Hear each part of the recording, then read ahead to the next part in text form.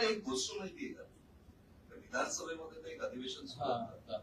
जितेंद्र आव्हाड जे आहेत त्यांनी आता एक हे केलं की 250 कोटी रुपये तुमची बदली घेण्यासाठी म्हणून इंटरनॅशनल ड्रग रॅकेटने गोळा केलेले.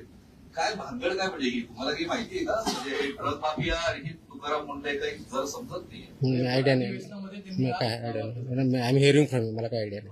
म्हणजे त्यांनी बोललं तर त्यांना तुम्ही विचारलं पाहिजे, मला विचारून काय करणार आहे. बदली करवण्यासाठी ड्रग्स रॅकेट जे आहे 250 कोटी रुपये जमा केले. I have no idea, I have no comments. Drug माफियांना तुम्ही हात वगैरे लावलाय का? काही प्लॅनिंग केलं? मी माझ्या महाराष्ट्रात जेवढे मॅन्युफॅक्चरर्स आहेत, फूडवाले असतील, ड्रग्जवाले असतील, त्यांना इंडस्ट्रियलिस्ट किंवा एंटरप्रेन्योर म्हणतो. चुकीचे करणारे असतील तर त्यांना माफिया म्हणून ट्रीट केलं जाईल, कारवाई केली जाईल. किती महिने राहण्याचा प्लॅन करून तुम्ही खाल्ले? Sorry? इतरांना विचारतात. सॉरी, किती महिने राहण्याचा प्लॅन करून केला? आय थिंक प्रेस कॉन्फरन्सच्या बाहेरचे विषय आहेत हे आता.